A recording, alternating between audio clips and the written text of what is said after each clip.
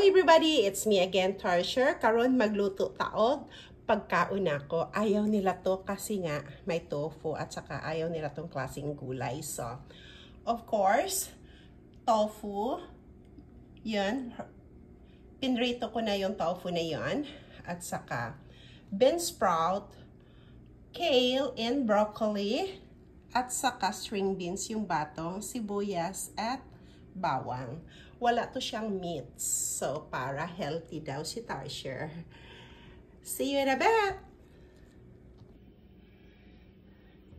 Let's start cooking. Magluto na ta sa pagkaon ako. And, mainit na yung mantika. So, I just add onions and garlic. And by the way, this is my own version, okay? Saute vegetable with tofu.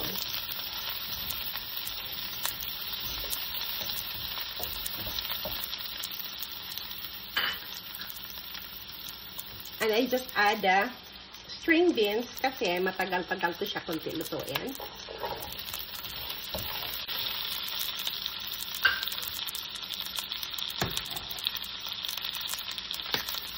And then black pepper.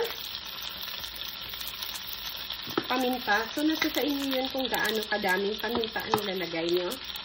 Ako mga 1 teaspoon.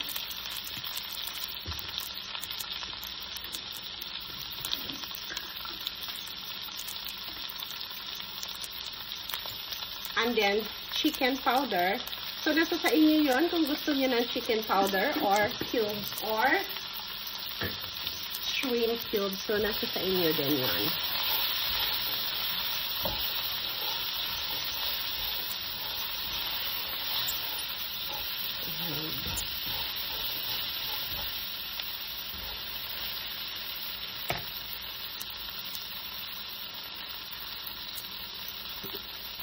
So, nor seasoning, optional, nasa sa inyo yun.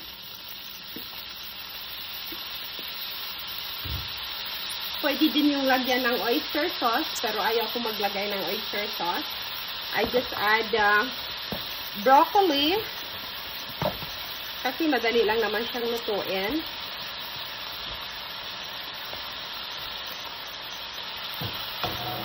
With the spinach.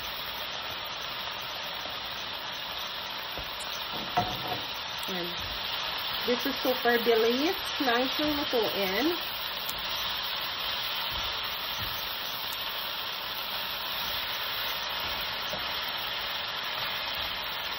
And as I said, ayaw ko ng overcook na vegetable. So, i-add ko na yung bean sprout.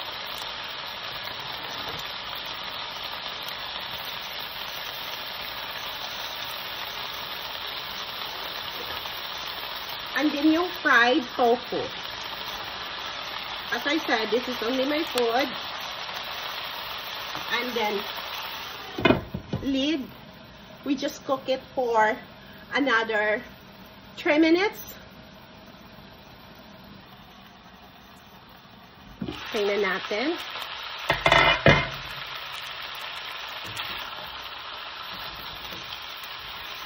Oh, it's already cooked. Kasi nga, ayaw ko ng overcooked na vegetable. Tofu with vegetable is already cooked. And so delicious. If you can smell it, ang bango. Thank you so much for watching. See you in our next video. Bye for now.